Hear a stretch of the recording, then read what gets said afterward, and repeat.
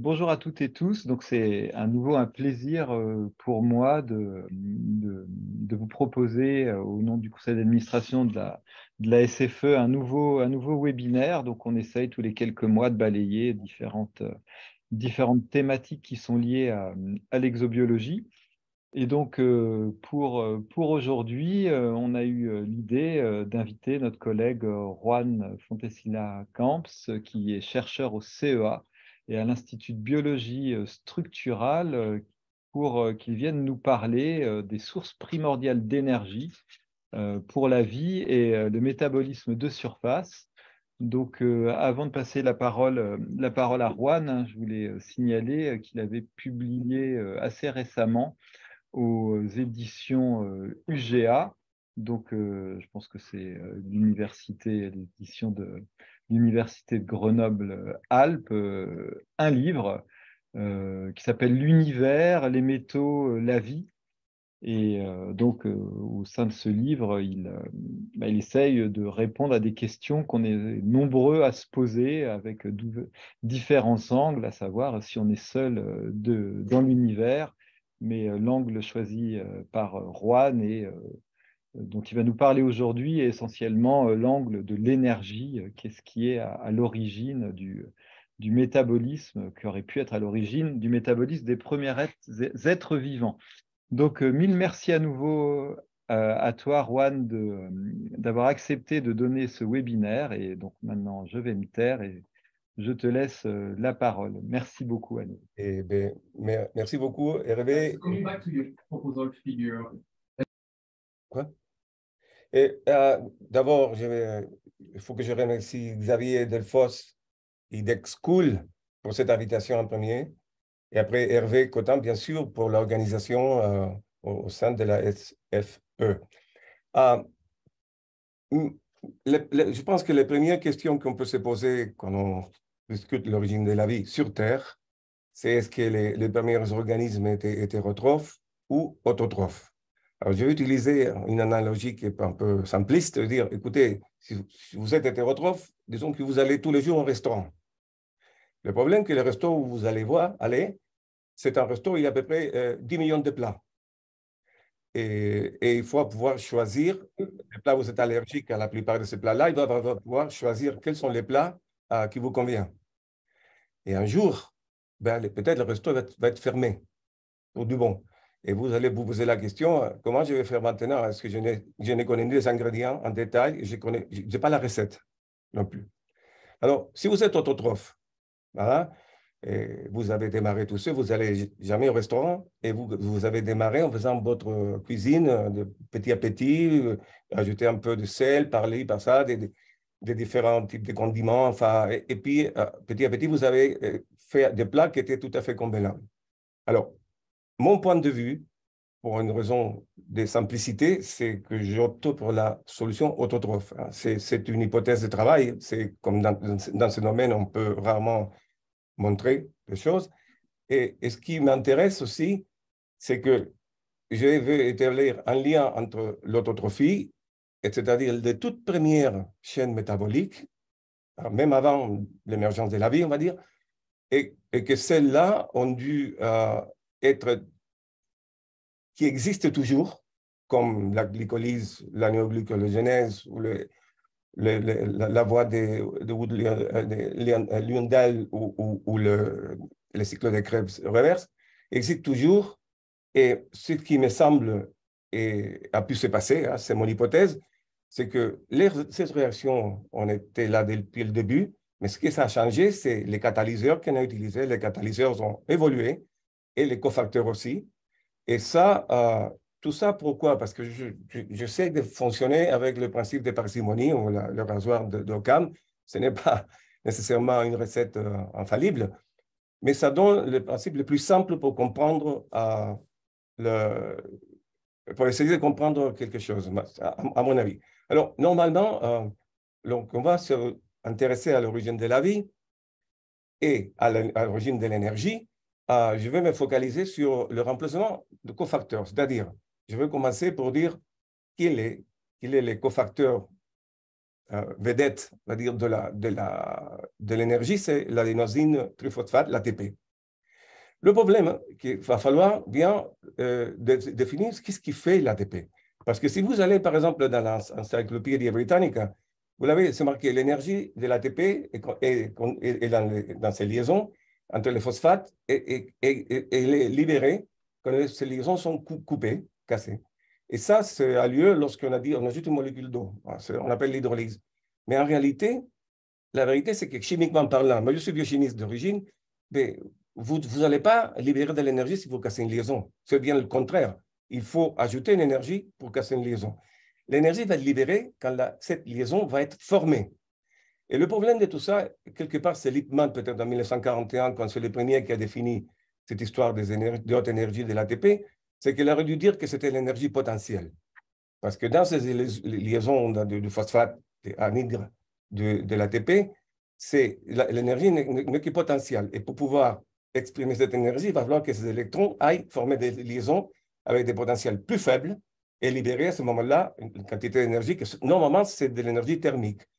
Et je vais vous dire aussi que c'est pas bon. Cette image qui vient aussi de l'encyclopédie n'est pas bonne non plus, parce que si c'est vrai qu'il montre ici correctement, on montre ici correctement il faut ajouter la liaison pour les couper, ce n'est pas normal de mettre là l'énergie, parce que ça ne va pas avoir lieu, cette libération d'énergie, que lorsqu'on aura formé de nouvelles liaisons. Voilà. Et l'hydrolyse, on va aller voir que l'hydrolyse, c'est quand même un cas très particulier de l'activité de la... Alors pourquoi je vous explique tout ça? Parce que finalement, si on ne comprend pas ce que fait l'ATP aujourd'hui, et comment je pense qu'il a remplacé un autre cofacteur plus ancien, eh on ne pourra pas savoir qu'est-ce qui faisait ces cofacteurs plus anciens non plus. Alors, ici, c'est très simple. C'est l'hydrolyse de l'ATP, effectivement, là, vous voyez. De l'eau plus ATP, c'est de l'ATP plus phosphate. Ici, on va casser des liaisons. On casse. Ce n'est pas la réaction chimique, c'est une façon simple de calculer le changement d'enthalpie dans cette réaction-là. Vous coupez une molécule d'eau et vous allez couper aussi l'ATP et vous allez former de l'ADP et du phosphate. Alors, ce qui est important ici, c'est savoir que cette liaison OP là, avec un squiggle de Lippmann, c'est une liaison faible parce que les électrons sont de haut potentiel et elle est facile à casser, relativement parlant. Par contre, la liaison qu'on va former dans le phosphate, c'est une liaison forte. Et elle a une énergie potentielle, les électrons ont une énergie potentielle plus faible. Et c'est ça qui rend cette réaction d'hydrolyse possible. Parce que le bilan de delta H est négatif, c'est-à-dire la réaction est exothermique. Alors, il faut savoir que cette définition de l'hydrolyse de l'ATP, ce sont des conditions standards. Ça veut dire une atmosphère de pression, pH 7 à l'eau, 20 degrés. Et tout ça, c'est rarement le cas dans le système biologique. L'ATP ne fonctionne pas comme ça.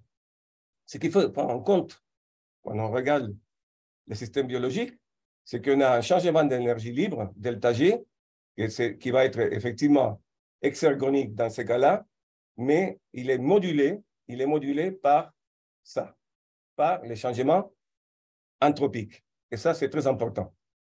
Alors, si je veux voir qu'est-ce qu'on avait avant l'ATP, je vais essayer maintenant de définir ce qu'il fait l'ATP aujourd'hui avec un petit peu de détails. Effectivement, on a l'hydrolyse. Alors, l'hydrolyse, c'est surtout là, cette molécule qui est très complexe, hein, c'est une pompe ATPase, c'est une protéine moteur avec deux domaines moteurs. Et ici, ce qu'on fait, l'ATP va être hydrolysé à l'intérieur de ces dimères, des trimères des dimères, 3 fois.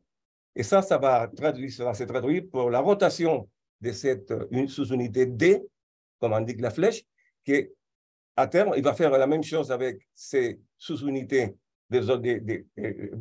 ces domaines disques avec des sous-unités C, qu'elle va tourner, il va alors faire passer des protons du cytoplasme vers l'extérieur. Ça va créer alors ce qu'on a un gradient de protons, ça on appelle parfois une force protomotive, et c'est ça qui est comment l'hydrolyse de l'ATP ici, elle est traduite en énergie, c'est en créant un potentiel à travers cette membrane. Alors, si on regarde en détail, plus ou moins rapidement, ce qui se passe, ici, on a cette partie de l'ATP, elle est montrée ici. Il y a une molécule d'eau, alors, qui va attaquer le phosphate. Ce phosphate-là, c'est un atome très électrophile, alors. L'oxygène de l'eau, il va attaquer ce phosphate. Ce qui va se passer, c'est qu'on va former, alors, un intermédiaire avec un phosphate avec 5 atomes d'oxygène qui va finir pour se casser. Voilà, un ADP plus phosphate. Mais ce qui est important ici, c'est que ces deux molécules-là sont chargées négativement, ils vont se repousser. Et c'est ça qui va causer le changement conformationnel qui va se traduire dans la rotation de cette protéine D et la translocation des protons par les disques des sous-unités C. Oui, c'est ça qui est important. Alors, un autre exemple, je vais rapidement, un autre exemple d'hydrolyse, c'est dans la contraction musculaire. Qu'est-ce qui se passe ici? C'est que l'ATP se fixe sur la myosine. Ça, là, c'est une fibre d'actine. La myosine, alors, l'ATP lui-même en tant que ligand, cette fois-ci, il induit un changement conformationnel. Il s'hydrolyse et ça le fait se fixer sur la fibre d'actine. Vous voyez comme ici. Mais ce qui est important, et ça, cette partie-là, c'est les coups de puissance, enfin, de power stroke, c'est la migration de ces phosphates, le changement de position à l'intérieur de la myosine, qui après, il va partir. L'ADP, il va aussi changer, enfin, la myosine va changer de conformation et l'ADP va finir pour se dissocier aussi. Et là, ce système rentre dans une rigueur qui, malheureusement pour nous, c'est les rigueurs mortis. Voilà.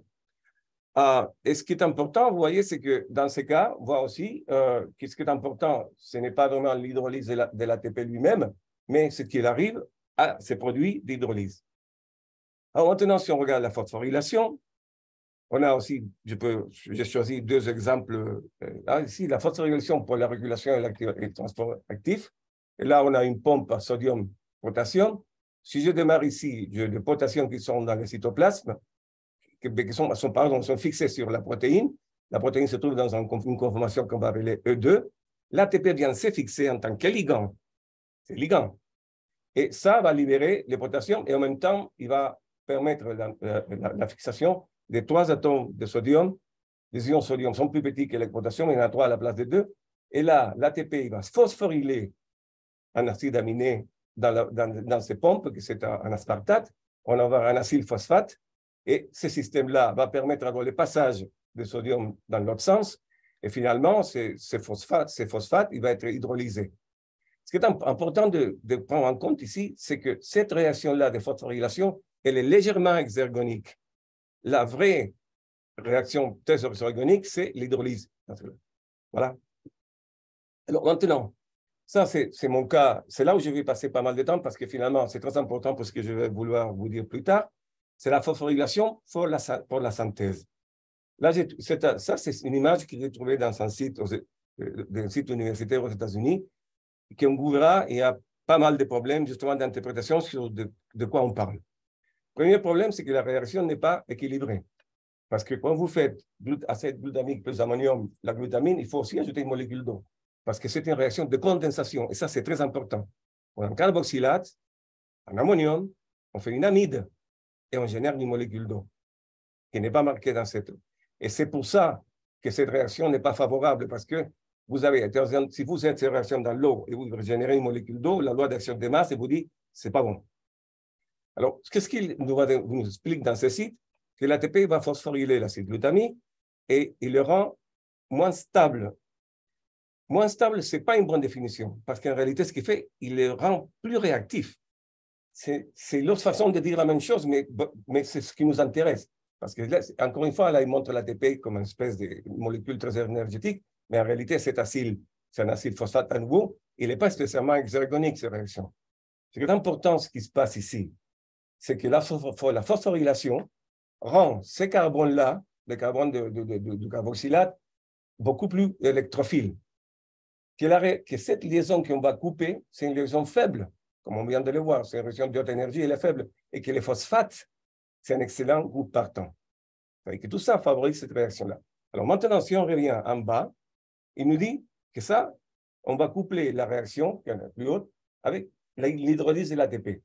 Ce qu'on voit là, c'est ils ont omis de mettre l'eau dans cette partie-là, et ils ont omis aussi de mettre l'eau ici, parce que l'hydrolyse de l'ATP, il fonctionne. Et là, on commence à voir en réalité ce que fait l'ATP. Et c'est bien plus intéressant que ce qu'ils sont en train d'expliquer là. Hydrolyse, certainement pas. Cette réaction n'est pas hydrolytique. Ce qui se passe ici, on a un glutamate qui va en attaque nucléophile sur ce phosphore électrophile, et on va former alors une espèce, un acide phosphate, là, qui d'après Lippmann garde cette énergie potentielle élevée dans ces liaisons-là. Mais aussi, ce qui était très intéressant dans ces réactions, vous voyez, que quand le phosphate part, il part avec cet oxygène-là. Et cet oxygène-là, c'était l'oxygène du carboxylate. Et tout ça, c'est pour former la liaison carbone-azote de l'amide de la glutamine. C'est-à-dire que le groupe partant qui a chopé cet atome d'oxygène, ce n'est pas de l'eau. C'est de ce carboxylate-là qu'on enlève l'oxygène. Une autre chose qui est intéressante, mais c'est pour le petit détail, c'est que la liaison qu'on va couper, ce n'est pas la liaison la plus faible, c'est celle-là, qui est devenue plus faible grâce à l'attaque nucléophile de cet ammonium. C'est-à-dire que ça, ce n'est pas bon. Cette réaction, ce n'est pas bon. Et que la vraie réaction, c'est celle-là, effectivement. Et là, ce qu'on devine tout de suite, c'est que ce que l'ATP est en train de faire, c'est finalement une espèce de réaction de déshydratation. Il empêche la formation de ces molécules d'eau parce que l'équivalent d'une molécule d'eau, il est maintenant chez l'ATP et les phosphates. Voyez. Et c'est ça qui est important. Alors, je vais vous montrer un autre exemple qui est peut-être plus parlant de la même chose. Là, dans la gluconéogenèse, ici, on démarre avec les pyruvates. Et qu'est-ce qu'on fait? On fait réagir les pyruvates avec le CO2 et l'ATP, et on va former de l'oxalacétate qui rentre alors phosphonol pyruvate et après jusque la glucose, le glucose. Enfin, ce qui est intéressant dans ces réactions-là, voilà la réaction, c'est que les pyruvates va réagir avec les bicarbonates plus l'ATP qui va faire de l'oxalacétate plus l'ATP phosphate. Alors, quelle est la première réaction? La première réaction, c'est que l'ATP, enfin, en réalité, les bicarbonates attaquent les phosphates gamma de l'ATP, comme on a vu tout à l'heure, hein, et puis ils forment cet intermédiaire, qui est un intermédiaire carboxyphosphate. Alors, ce qui est intéressant ici, et on voit l'activité déshydratante de PO3 2-, ici, c'est qu'il va récupérer cet oxygène qui vient des bicarbonates, et qu'on a du phosphate et du CO2. Vous voyez clairement que ce l'ATP est en train de faire ici, c'est de déshydrater une molécule de bicarbonate. Et le CO2, c'est les substrats. Alors, on peut se poser la question, pourquoi ne pas faire le CO2 de façon plus simple? Par exemple, à une enzyme qui s'appelle l'anhydrase carbonique, elle est capable de prendre un bicarbonate, de faire du CO2 et plus de molécules d'eau. Le problème, c'est que la réaction de néoglucogénèse, c'est une réaction très, très ancienne et probablement n'avait pas la disponibilité de ce type de catalyse. Ce qui est intéressant, c'est que fait l'anhydrase carbonique. Pourquoi? Parce qu'elle, c'est une métalloenzyme, elle a un zinc qui, lui, fixe les bicarbonates, voyez, et qui joue le même rôle que le phosphate ici. Elle va déshydrater, et cette fois-ci, par une action d'acide de Lewis, et il va garder les OH, et puis il va libérer le CO2. Voyez. Et ça, cette réaction-là, je vous demande de vous souvenir de cette réaction, s'il vous plaît. Alors, à résumer jusque-là, l'hydrolyse de l'ATP, ça semblerait être en réalité une réaction tardive, parce qu'elle implique des protéines moteurs qui sont quand même très évoluées. Une ATP synthase, une protéine du muscle. Et ça semble difficile d'imaginer au début. Et en plus, elle dépend énormément des changements conformationnels qui sont provoqués par l'ATP lui-même en tant que ligand, et après par ces produits d'hydrolyse, l'ADP et les phosphates. Après, la phosphorylation de l'ATP, l'autre activité de l'ATP, elle est aussi, peut être difficile, complexe dans le transport et la régulation, hein, on a vu, il sert aussi des ligands, il phosphoryle un résidu, après il s'hydrolyse. Mais là, la réaction la plus simple de phosphorylation par l'ATP, c'est certainement la synthèse qui maintenant, j'ajoute déshydratation. Alors maintenant, comment est l'ATP, comment il est synthétisé? Par l'inverse de l'hydrolyse, le contraire de l'hydrolyse, bien sûr. Et là, on retrouve une protéine qui ressemble étrangement à l'ATP. L'ATPase, effectivement, c'est pratiquement la même protéine. Et ici, ce qui est intéressant, c'est que ce qu'on va faire cette fois-ci, c'est prendre l'ADP plus le phosphate et on va faire de l'ATP grâce à quoi? Grâce au fait que des protons maintenant qui passent de l'extérieur à l'intérieur de la cellule, ils vont faire tourner ce domaine F0 avec ses sous-unités C, et ça, il va faire tourner cette protéine gamma, et ça, on va le voir maintenant comme si on était en train de le regarder par le bas, Et vous voyez, ici, on voit ce qui se passe. Ça, c'est une animation que j'ai récupérée sur le web. Alors, encore, les auteurs ils ont oublié de mettre une molécule d'eau, mais ce qui se passe ici, c'est très intéressant, hein, c'est que si on regarde ces parties-là, on a l'ADP et les phosphates qui arrivent et qui ils condensent, ils forment de l'ATP. Voilà, là, ils arrivent et ils font de l'ATP. Mais ce qui fait finalement, l'énergie n'est pas nécessaire pour fabriquer l'ATP, mais c'est pour le dégager. Vous voyez? Parce que la protéine gamma, elle est anisomorphe. Elle n'est pas complètement symétrique, vous voyez, et cet effet-là fait que l'ATP est libéré. Alors, cette réaction-là, je le dis pour la petite histoire, c'est quand même la respiration aérobie avec des molécules d'eau, elle est très, très bonne pour faire de l'ATP. 38 ATP pour une molécule de glucose. Et c'est grâce à ce gradient de protons. Alors, le gradient de protons est fabriqué par la photosynthèse et il est fabriqué aussi par la phosphorylation oxydante. Voilà.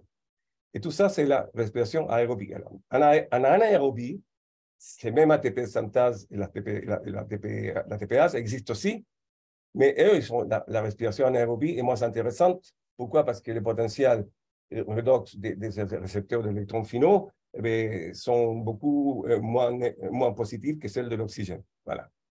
Mais maintenant, ce qui est intéressant, c'est que cette idée de protons a suggéré à Nick Lane, William Martin et Michael Russell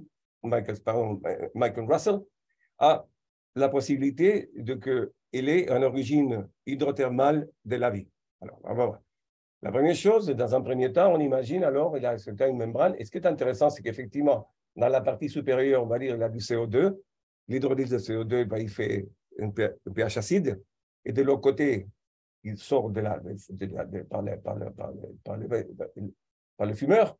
Ce que voit, c'est qu'il y a un pH alcalin. Et effectivement, on va établir une espèce de gradient de protons à travers cette membrane minérale. Mais par contre, quand ils vont un peu plus loin, c'est qu'on dit, voilà, un peu avec des gènes et des protéines, on va voir déjà une couche bilipidique.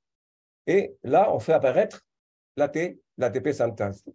Je pense qu'il y a un problème, et la seule raison parce que je dis ça, parce que ça va me servir après pour continuer dans mon raisonnement, c'est que dit, voilà, dans un monde de gènes et protéines, avec plein d'énergie, il n'y a pas de raison pour qu'un système comme l'ATPase soit inventé de nouveau. Parce qu'en termes de complexité, n'est pas plus compliqué que le ribosome. Ça, ce n'est pas vrai. Le ribosome, il y a des hypothèses sur les ribosomes. Les ribosomes, tout ce qu'il va faire, c'est prendre deux ARN, les mettre en face l'un de l'autre, pour faire une liaison carbone-azote, encore, entre deux acides aminés. Ça, c'est beaucoup plus simple de ce qu'on vient de voir avec la l'ATP synthase. De mon point de vue, c'est ça la mutuelle d'aujourd'hui. De mon point de vue, L'effet de cacao. Oui. Ce qui est important, c'est que la complexité de cette synthèse, c'est très difficile que ce soit de moi. Il y a quelque chose, un mot qui a inventé Stephen Jay Gould, qui est très utile en évolution, c'est l'acceptation. C'est-à-dire, je prends quelque chose qui existe déjà, que ce soit une fonction ou une protéine, et je fais une autre chose avec. En macroévolution, on imagine par exemple, on dit souvent que les écailles des reptiles ont devenu des plumes. C'est ce type de situation que j'essaie cette idée que je suis en train d'exploiter ici, parce qu'il y a des protéines qui s'appellent des hélicases. Ces hélicases font quoi? L'hélicase, c'est une protéine hexamérique qui a une cavité au milieu et qui va séparer l'ADN, parce que l'ADN, il y a double hélice d'ADN, il y a beaucoup de liaisons hydrogène entre les deux brins, il faut les séparer pour pouvoir répliquer cet ADN. Et ça, ces molécules, c'est une ATPase, parce qu'il a besoin d'ATP pour pouvoir séparer les deux brins. Mais il a un air de famille quand même assez particulier, intéressant, avec cette sous-unité F1 de l'ATP synthase. C'est hexamérique, il laisse passer un polymère à l'intérieur à travers une cavité, il a une activité ATPase ou ATP synthase, et ça, il y a ce papier par Enemar que Joshua Tour qui il ne s'avance pas beaucoup, mais quand même, il évoque la possibilité qu'il ait un rapport donc, du point de vue de l'évolution de l'hélicase par rapport à ce domaine F1 de l'ATP synthase. Après, ce n'est pas le seul cas d'excitation, probablement, parce que si on regarde maintenant la pompe à protons, c'est-à-dire les domaines F0, qui lui il transloque des protons à travers la membrane, il faut vraiment imaginer que très tôt dans l'évolution, lorsqu'on fermentait le glucose, on aurait fait de l'acétate. Et le problème en faisant de l'acétate, c'est qu'à l'intérieur d'une protocellule avec de l'acétate, ben, et des protons, il fallait quand même pouvoir évacuer ces protons. Et ça aurait pu faire une pression sélective quand même assez forte pour expédier ces protons. Et ça aurait pu être généré à une pompe à protons là, qui existe d'ailleurs dans différents organismes. Et ça aurait été, on aurait comme ça généré la deuxième partie de cette ATPase. Finalement, toute la ATP synthase serait le résultat des deux phénomènes d'excitation, ce qui est beaucoup plus simple et plus logique d'imaginer qu'une création de nouveau d'une molécule à deux moteurs est si complexe. Là, si vous regardez un peu, j'ai publié ça dans le JIB il y a 1 an et demi, 2 ans. Alors maintenant, les reverses de la phosphorylation et la déshydratation. Ça, c'est intéressant.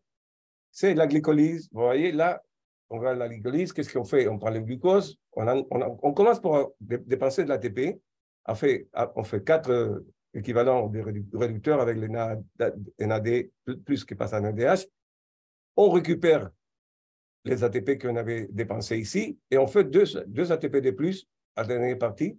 Et après, plus tard, on continue à faire de l'ATP grâce à ces pyruvates qui font de l'acide coenzyma. Et finalement, on a 4 ATP en tout.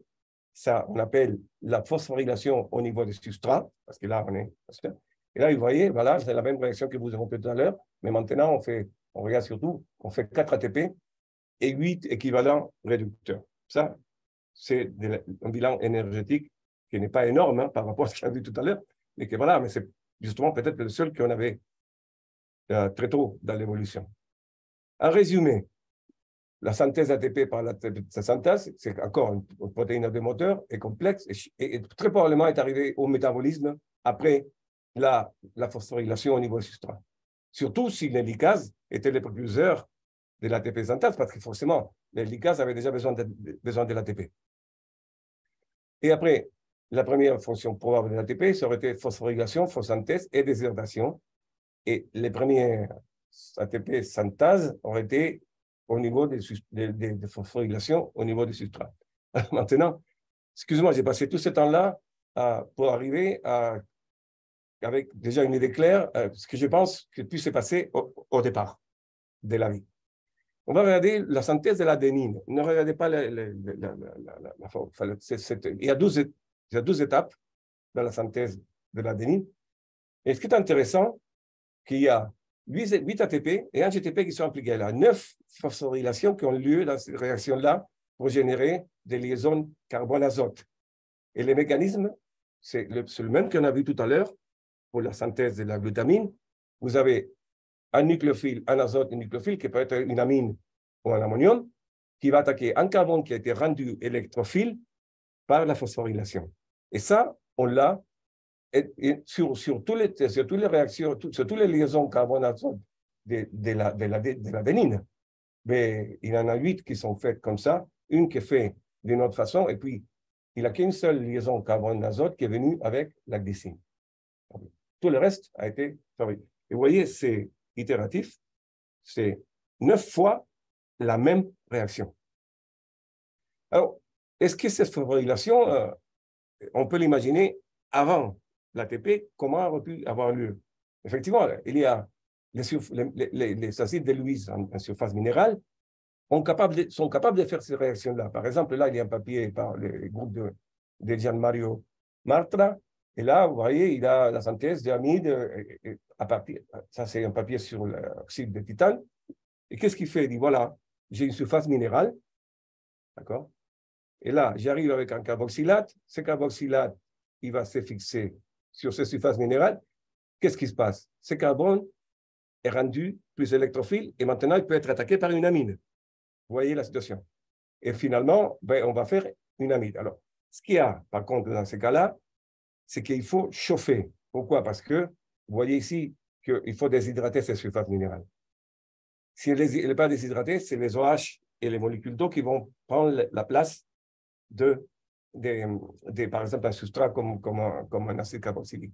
Alors, c'est intéressant que le fait de chauffer Et ça, c'est un papier qui est très intéressant, qui n'a rien à voir avec l'origine de la vie, mais qui montre bien que si on déshydrate des sels métalliques, on peut stocker l'énergie thermique parce qu'on a, justement, on dégage ce type de ligand.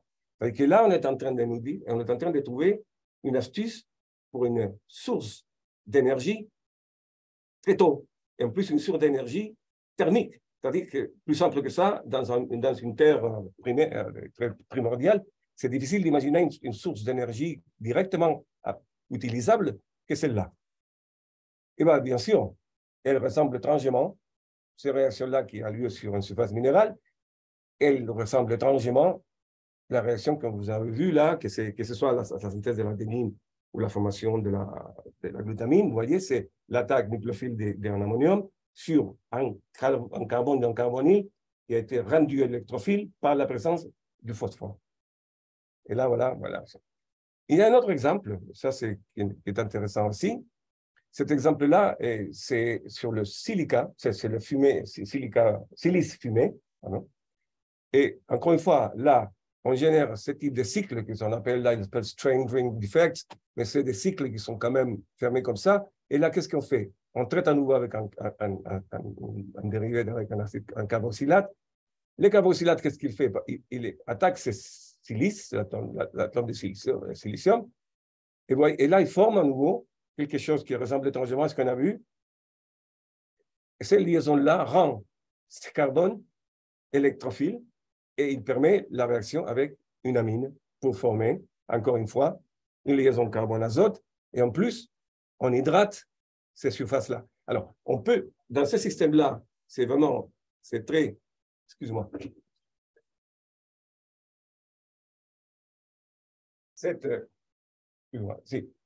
cette réaction, on a besoin de températures assez élevées, mais d'autres réactions, si on peut en discuter après, si vous voulez, il y a des réactions qui peuvent, des déshydratations minérales qui ont lieu à moins de 100 degrés, c'est-à-dire qui sont tout à fait imaginables dans un monde où les températures ne sont pas trop extrêmes.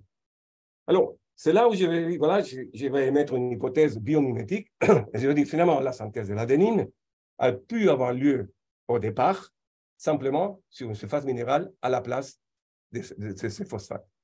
Voilà. Ce qui est intéressant, là, c'est simplement pour vous dire, voilà, là, c'est le cas de l'adénine, hein, ça ressemble à ça, et puis ça, c'est le cas minéral.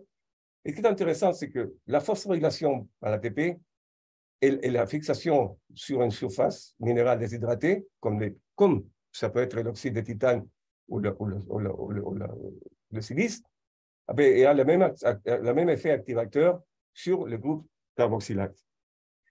Et là, ce qui est très intéressant, que ce soit pour la synthèse de l'adénine aujourd'hui ou pour l'hypothèse, c'est que finalement, on a énormément de groupes carboxylates ici, hein, le carboxyle ici, il y en a pas mal, et finalement, la molécule d'adénine elle-même ne porte pas un seul oxygène. Ce qui montre bien que ça, c'est la solution, que ce soit aujourd'hui, peut-être dans le passé, la solution, les carboxylates étaient nécessaires pour permettre la formation de la liaison carbone-azote, une fois qu'ils étaient activés. Voilà. Il faut qu'ils soient déshydratés, et puis je mets là simplement pour vous montrer, effectivement, chaque fois qu'on a ces réactions-là, on hydrate la surface minérale, et la seule façon d'imaginer qu'on puisse régénérer le système, c'est de chauffer pour enlever et déshydrater ces surfaces minérales. C'est à ce moment-là, on peut déjà commencer pour se dire que les premières sources d'énergie pour les premières protocellules auraient pu être thermiques à partir des surfaces minérales déshydratées. Alors, mais il y a peut-être une autre source d'énergie, et ça, c'est très simple, c'est très rapide d'expliquer, c'est la nicotinamide, adénine dinucléotide, c'est-à-dire ce système-là que vous connaissez tout, enfin, il est là.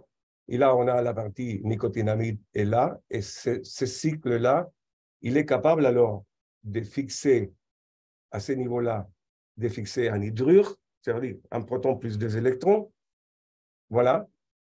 Et ce qui est quand même remarquable, ça c'est un papier que j'avais trouvé, que j'ai trouvé quand même, c'était très bien, qu'on peut faire la même chose avec un système complètement différent. C'est-à-dire, là, on a une molécule qu'on appelle normalement, c'est un complexe organométallique piano-stool, hein, c'est comme un tabouret de piano, la forme qu'il a. Et là, on a l'hydrogène, on va traiter l'hydrogène, cette molécule. Et puis, qu'est-ce qui se passe? Mais elle a une activité hydrogénase. D'ailleurs, c'est la protéine sur laquelle j'ai beaucoup travaillé. Et vous voyez, il fait un hydrure qui est fixé sur l'iridium de cette molécule organométallique. Alors, ce qui est remarquable, c'est que l'NAD est capable de récupérer cette hydrure à partir de cette structure-là. Ça dit ce qui montre bien que le NAD a pu capter aussi des hydrures fixées sur des surfaces minérales, pour lesquelles il y a pas mal d'exemples. Il y a Nick Lane, Gunther Waterhouse, il y a des gens qui ont montré qu'on peut faire la catalyse de l'hydrogène sur des surfaces minérales. Après, à ce moment-là, les deux sources que tu imagines, et c'est une hypothèse de travail, c'est thermique à partir des surfaces minérales déshydratées et l'hydrogène. Alors, comment on peut imaginer un monde simple dans ce sens-là? La première chose qui est intéressante, c'est que je ne suis pas le premier à imaginer ça, qu'avoir des cycles humides, de sécheresse et d'humidité. Pourquoi? Parce que si un système comme ça est toujours en train d'éloigner le système de l'équilibre. C'est le gros danger d'un système comme une soupe primordiale, c'est que si rien n'arrive, au bout d'un moment, c'est la mort anthropique. Là, ici, le principe veut dire qu'on a tout le temps en train de chauffer et sécher. Et tout ça, on peut l'imaginer dans une niche où on a différentes surfaces minérales avec des propriétés qui sont différentes. Par exemple, là, l'adénine, par exemple, sur l'oxyde de titane, c'est de non redox, ce n'est pas de réaction d'oxydoréduction, tandis que d'autres réactions peuvent avoir lieu, par exemple, avec du nickel, du sulfure de fer, du sulfure de nickel, on peut avoir de la chimie redox. Et là, tous les deux, qu'est-ce qui peut se passer? C'est que les deux, ils vont faire des molécules, à un moment donné, dans une phase plus ou moins où il y a peu d'eau, avec une activité faible de molécules d'eau, et qu'après, à un moment donné, par une étape plus humide, peut-être ils vont pouvoir échanger ces molécules-là. Et là, j'ai mis l'aspartame de un côté et le fumarate de l'autre côté. Si vous voulez, on peut expliquer pourquoi, mais enfin, c'est une idée.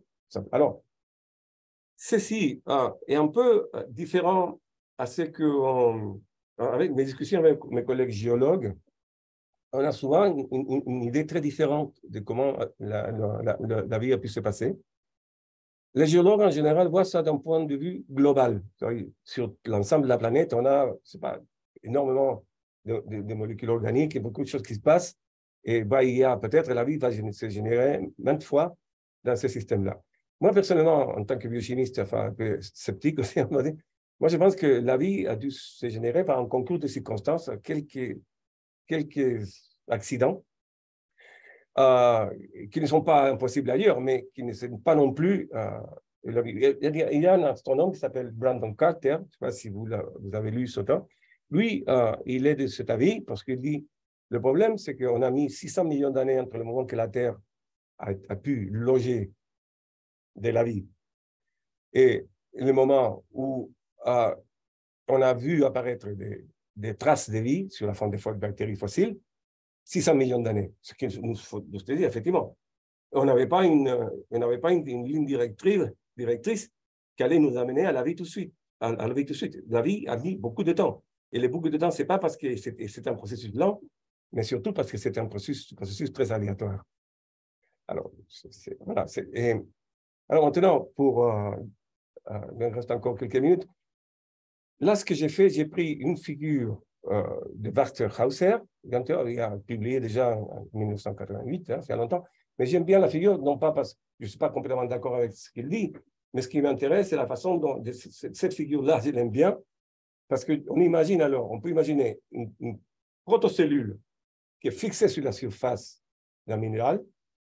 Dans ces minéraux, on a des réactions qui sont des réactions, comme on a vu, de phosphorylation, et après, pas de phosphorylation, pardon, d'activation d'un carboxylate, formation d'amide, des réactions de condensation.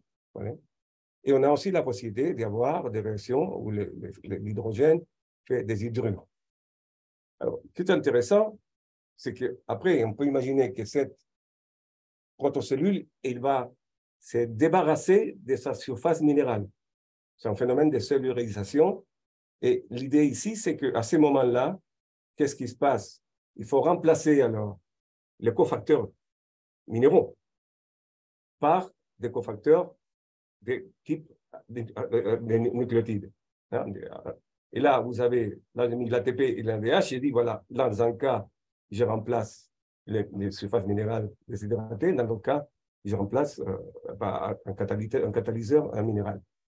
Et là, ça amène à une conclusion, alors, de dire l'ATP et l'NADH et peut-être d'autres cofacteurs qui contiennent aussi l'AMP, parce que l'AMP, c'était quand même une unité universelle dans pas mal de cofacteurs. Est-ce que c'était pas, ces molécules-là n'ont pas été là pour solubiliser et remplacer un mécanisme qui était, lui, de l'humidité et sécheresse et qui était un mécanisme de surface, à la surface minérale. Alors, je voudrais vous montrer, c'est un travail d'un laboratoire français. C'est quelque chose qui se place entre les deux, ce que je viens de dire. C'est quand même remarquable. C'est ce qu'ils ont fait. C'est Lambert et Jean-Jean. Hein. Ce qu'ils ont fait, c'est qu'ils ont pris le ribose, ils l'ont traité avec du phosphate sur une surface de silice. Et ils ont pu générer le phosphoribosyl pyrophosphate, qui d'ailleurs, c'est la molécule sur laquelle va se fixer l'adénine dans la synthèse aujourd'hui. Et puis, ces molécules-là, bien sûr, elle est activée, encore une fois, par le phosphore. Ici, ce carbone-là devient actif. Qu'est-ce qui se passe? Ben, c'est que l'azote de l'adénine va se fixer sur. Alors, c'est remarquable parce qu'ils ont obtenu de l'AMP.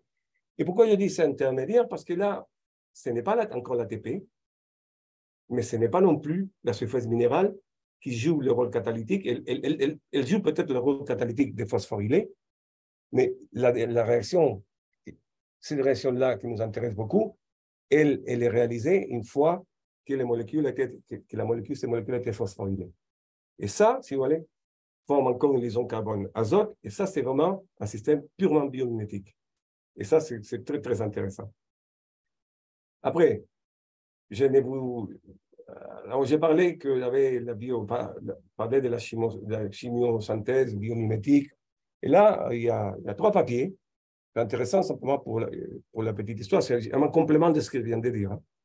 C'est que là, il y a 3 papiers qui montrent que le cycle de Krebs, le cycle tricarboxylique, ben, il peut être catalysé par des radicaux-sulfates, du zinc et du chrome, et des sulfures de zinc plus de l'énergie. C'est-à-dire que, pour l'exobiologie, c'est un phénomène intéressant, c'est-à-dire que ces petites molécules-là, qui sont quand même la base, les noyaux des systèmes métaboliques aujourd'hui, eh ben, ils veulent réagir entre elles. Ils vont vraiment une très forte tendance à vouloir réagir entre elles. Et ça nous dit que peut-être il y a une certaine potentialité dans ces systèmes biomimétiques qui peut se reproduire ailleurs. Mais il va falloir, pas simplement ça, mais je pense un concours de circonstances peu probable pour que la vie puisse se reproduire ailleurs. Mais bien sûr, vu la quantité de mondes possibles, c'est très clair que cette possibilité, on ne peut pas l'exclure. Et là, pour finir vraiment, ça, c'est quelque chose que j'avais remarqué déjà, un papier que j'avais publié en 2014, c'est que le cycle de Krebs lui-même, il a une symétrie, il est symétrique. C'est-à-dire, vous voyez, toutes ces réactions-là, ici, ont les équivalents dans l'autre côté, sauf que chaque fois, on a ajouté un groupe acétylique. Oui. Mais ça m'a fait dire à l'époque que peut-être les mêmes catalyseurs ou les mêmes catalyseurs en seul faisaient tout le travail. Et de toute façon, c'est sûr que ces deux côtés-là, très probablement, au début, on était catalysés par les mêmes catalyseurs. Cette réaction D, c'est la même que D', E, E' et tout ça. Voilà. Et voilà, l'énergie source de la vie, ce serait thermique et l'hydrogène. Quand l'ATP et l'ADN auraient apparu en premier, ça aurait été quand les cellules se sont débarrassées de leur berceau minéral et quelle serait leur fonction première, phosphorylation pour la synthèse et la déshydratation pour l'ATP, et capture du diurure pour l'ANEH. Voilà. Et je voulais simplement vous mettre ça là. C'est pour l'histoire, pour toute la première phase que j'ai démarré, le problème d'aller manger dans un resto lorsqu'on était hétérotrophe et qu'il y a un million de plats qu'il faut choisir. Merci beaucoup de votre attention.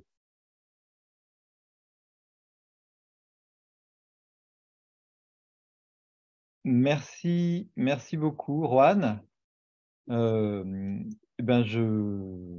voulais te remercier donc pour ton exposé. Je laisse la parole aux participants qui auraient des questions. Donc, vous pouvez voilà, soit lever la main, soit les écrire dans le chat. Si en attendant, moi, je peux peut-être commencer. Donc, tu mentionnais le fait qu'effectivement les surfaces minérales devaient être déshydratées et que pour ça, ça nécessitait qu'elles soient chauffées. Donc, l'idée que tu avances, c'est plutôt incompatible. Alors, peut-être je me trompe avec les théories que tu avais présentées à un moment d'origine de la vie dans des sources hydrothermales. Et tu mentionnes plutôt des choses en surface. Alors, à partir de quelle température, quelle durée est-ce qu'on va justement régénérer la surface minérale pour… C'était une très bonne question, effectivement. Alors, ça dépend. Par exemple, Martra, par exemple, en silice fumé, tu peux chauffer dans les 140 degrés pendant 1 heure. 140 degrés pendant 1 heure. À l'échelle d'un système géologique, si tu chauffes 1 semaine à 90 degrés, je pense que tu vas obtenir le même résultat. C'est-à-dire que c'est des températures qui sont quand même relativement… Alors maintenant, si tu veux faire quelque chose comme le système avec les cycles que j'ai montré des silices, les cycles… Là, il chauffe à 450 degrés. C'est sûr que ça semble peu probable, sauf si la surface a été chauffée à 450 degrés volcanique, et après, il y a un changement et un système biologique, enfin un système protobiologique qui arrive, et l'activité est possible. Mais il y a, par exemple, dans l'histoire des déshydratations des sels minérales, des sels métalliques que j'ai montré, il y a un système comme le bromure de cuivre, et c'est déshydrate à 80 degrés. Hein. C'est-à-dire que ce n'est pas des températures énormes, c'est des températures qui sont tout à fait compatibles avec un système protobiologique. Tu vois. Mais tu as raison. Les problèmes hydrothermales ou les problèmes de la soupe, le problème, c'est ce que j'ai montré d'abord, le problème de la réaction de condensation. Une réaction de condensation, c'est une réaction qui va produire une molécule d'eau. Et ça, comment on fait? Avec l'ATP, on s'affranchit de ça. Parce que l'ATP est un effet déshydratant. Et ça permet que la réaction est dans l'eau. Mais si tu veux faire une réaction d'un acide aminé avec une amine dans l'eau, il n'y aura pas. Cette réaction n'aura pas lieu parce que le carboxylate d'un acide aminé comme ça dans l'eau n'est pas assez électrophile pour réagir avec l'amine. Et puis, de toute façon, il va falloir fabriquer une molécule d'eau et ça, la loi d'action de masse dit niet. C'est qu'effectivement, je ne suis pas d'accord avec l'hydrothermal non plus. Moi, je suis d'accord avec une alternance entre sécheresse et humidité. Oui, donc ce qui n'est pas forcément dans la lignée de pensée, imaginant que dans les océans des satellites des planètes géantes, on aurait la possibilité que la vie puisse apparaître. Donc dans ce que tu dis, on a besoin de surface. Dans un océan en profondeur, sous une couche, par exemple en Encelade ou Europe. Après, tu sais, le problème, c'est que des niches, il peut y avoir des niches qui se déshydratent de façon périodique. Même dans un système d'eau, on peut imaginer des régions, des cavités ou des trucs qui finalement, où il n'y a pas d'eau. Mais tu sais ce que j'ai dit. Moi, j'essaie de raisonner en fonction de la thermodynamique de ce qu'on connaît aujourd'hui.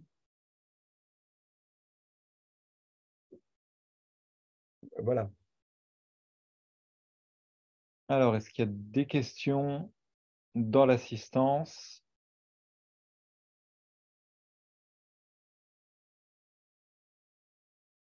Je vois qu'il y a des personnes qui travaillent sur les sources hydrothermales, d'autres sur la chimie prébiotique. N'hésitez pas. Comment je... Oui, Joseph. Ah, OK, voilà.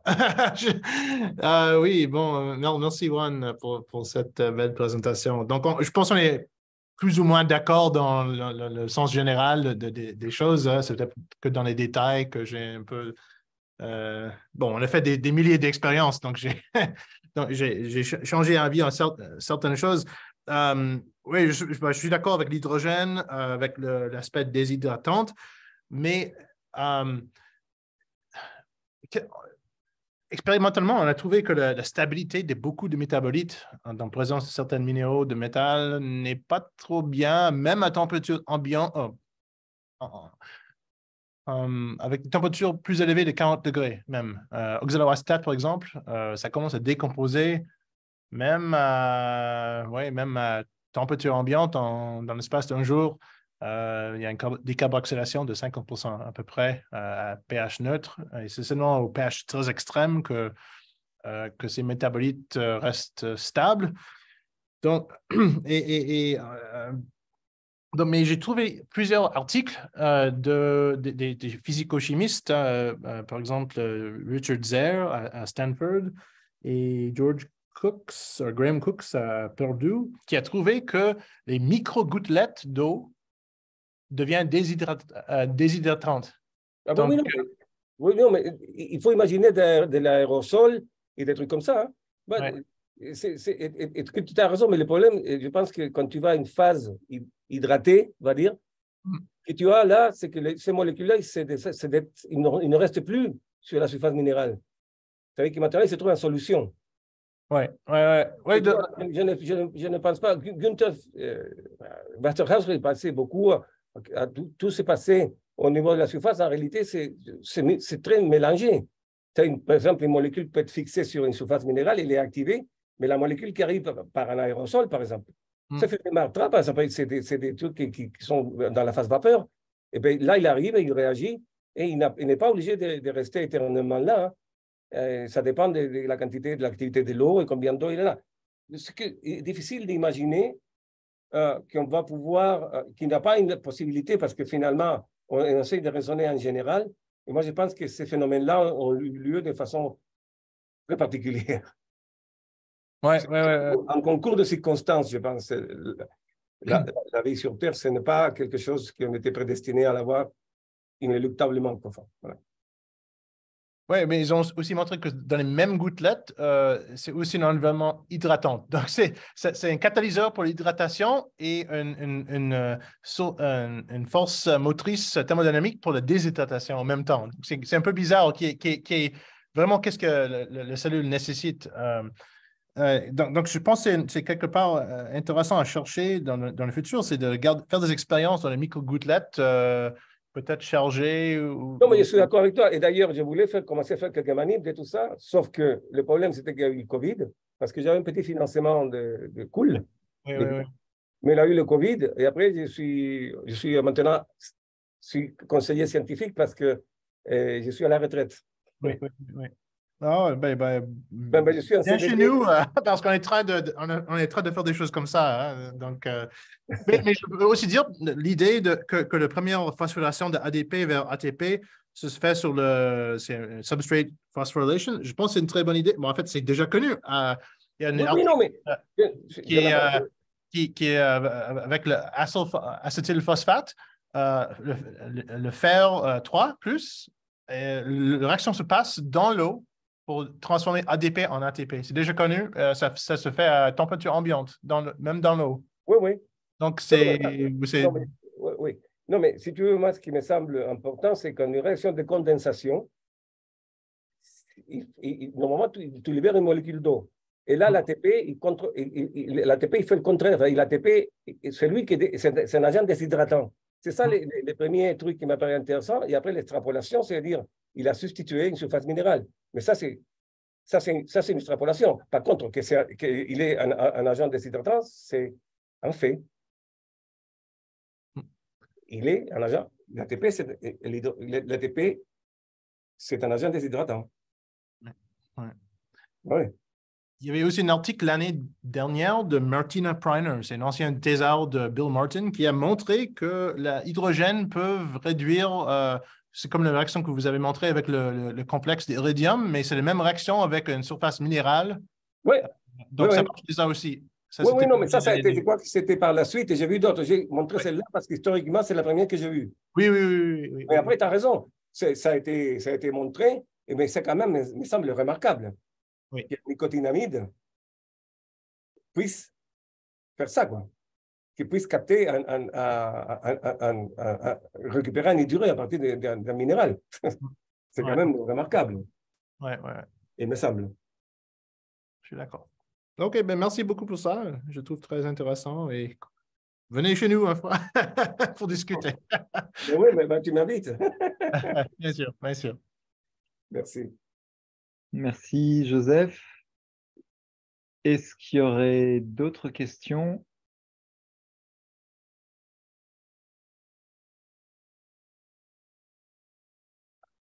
Peut-être une dernière. Alors, dans le livre là, que tu as fait paraître, tu mentionnes l'importance des métaux.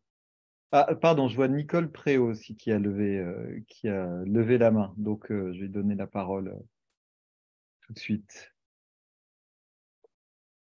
Vous pouvez ouvrir votre micro.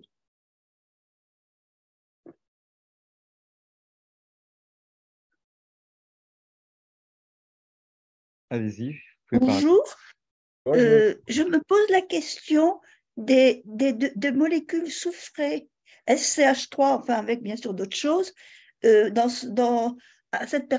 surtout vous parlez de micro-gouttelettes, et les micro-gouttelettes, c'est souvent, ça peut être dans un environnement volcanique, contenant du SH2, du SO2, etc. Et on sait qu'il y a un certain nombre de molécules de chez les biologiques qui permettent, qui sont soufrées et qui sont très importantes. Oui, tout à fait. Il y a d'ailleurs il y a un papier que j'ai cité dans un papier, c'est qu'on parle d'une métabolique cryptique soufrée avant l'apparition du phosphate. Et là, déjà, le coenzyme A, c'est un bon exemple des facteurs qui est soufré et qui est... Voilà, je pensais à lui, justement. Oui. Oui. Je pensais à lui.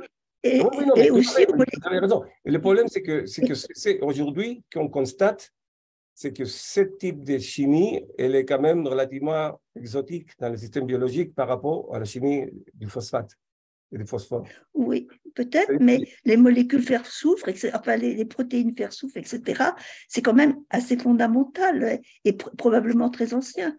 Oui, moi, c'est mon domaine d'ailleurs. Bon, excusez-moi. J'ai travaillé, j'ai fait la structure de pas mal de protéines avec des centres fer-soufre. Effectivement, le sulfure, c'est purement minéral. Par contre, les cystéines, c'est un acide aminé soufré. Mais les cystéines, c'est des aminés qui sont censés être apparus, après qu'on regarde un peu le code génétique, ils auraient pu peut-être apparaître un peu plus tard que les autres acides aminés dans les protéines. Alors, finalement, que nous avions imaginé quand on a fait les structures d'hydrogénase à fer, c'est que le site catalytique, il a deux atomes de fer et il y a des CO et des CN, monoxyde de carbone et cyanure. Et tout ça a l'air d'être quelque chose qu'on a piqué d'une surface minérale et qu'on a injecté dans une protéine. C'est certainement pas comme ça parce que c'est très compliqué à fabriquer, mais ça a l'air d'un système minéral, c'est sûr.